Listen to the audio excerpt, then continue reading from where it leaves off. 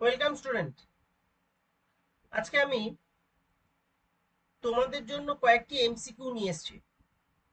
তোমরা যারা ক্লাস 10 এর স্টুডেন্ট অর্থাৎ মাধ্যমিক পরীক্ষার্থী, তোমাদের জন্য খুব খুব খুব ইম্পর্টেন্ট। এছাড়াও তোমরা যারা ক্লাস 12 এর স্টুডেন্ট উচ্চ মাধ্যমিক পরীক্ষার্থী, তোমাদের জন্য খুব ইম্পর্টেন্ট। আর তোমরা যারা নিট পরীক্ষার জন্য প্রস্তুতি নিচ্ছ, তোমরাও খুব ভালো করে ভিডিওটিকে লক্ষ্য করো। যদি এই সংক্রান্ত তোমাদের কোনো প্রশ্ন থাকে, কোনো কিছু জানার থাকে, তোমরা কমেন্ট বক্সে এসে প্রশ্ন করবে, আমি তোমাদের প্রত্যেকের উত্তর দিয়ে দেব। তাহলে ভিডিওটি শুরু করা যাক। প্রথম প্রশ্ন, সঠিক তথ্যটি নির্বাচন করো।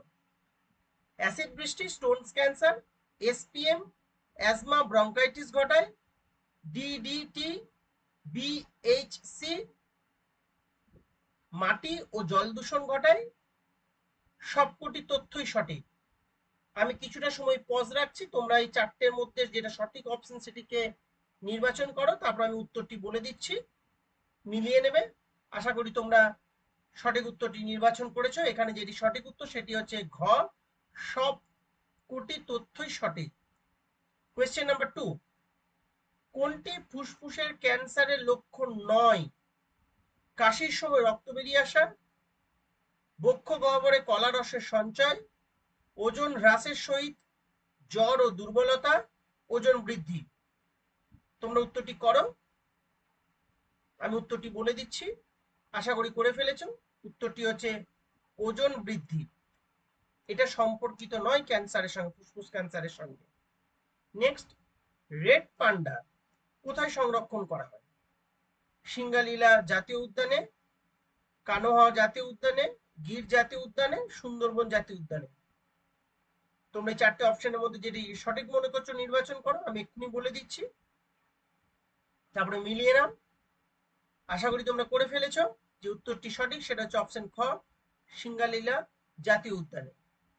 আমরা এবার পরবর্তী কোয়েশ্চেন, পরবর্তী স্লাইডে যাচ্ছি। আচ্ছা, এখানে কোয়েশ্চেন নাম্বার 4 আর কোয়েশ্চেন নাম্বার 5 আছে। প্রথম যে প্রশ্নটি রয়েছে সেটা হচ্ছে, জাতীয় চম্বল অভয়ারণ্য যে প্রাণী সংরক্ষণের জন্য বিখ্যাত সেটি কি?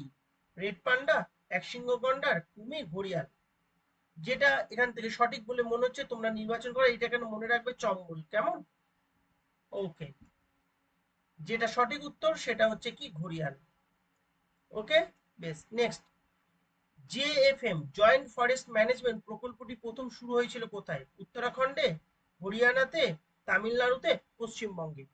যেটা তোমাদের সঠিক বলে মনে হচ্ছে তোমরা নির্বাচন করো, আমি এক্ষুনি বলে দিচ্ছি উত্তরটি, আশা করি তোমরা করে ফেলেছো। মিলিয়ে নাও। পশ্চিমবঙ্গে সবার প্রথম চালু হয় পশ্চিমবঙ্গে জয়েন্ট ফরেস্ট ম্যানেজমেন্ট। আর আমি শুরুতেই বলে দিচ্ছি, আজকের ভিডিওটি তোমরা যারা ক্লাস 10 এর স্টুডেন্ট মাধ্যমিক পরীক্ষার্থী এবং তোমরা যারা উচ্চ মাধ্যমিক পরীক্ষার্থী, তোমাদের জন্য ইম্পর্টেন্ট। এছাড়াও তোমরা যারা নিট পরীক্ষার জন্য প্রস্তুতি নিচ্ছ, তোমরাও এই বিষয়টিকে লক্ষ্য রাখতে পারো।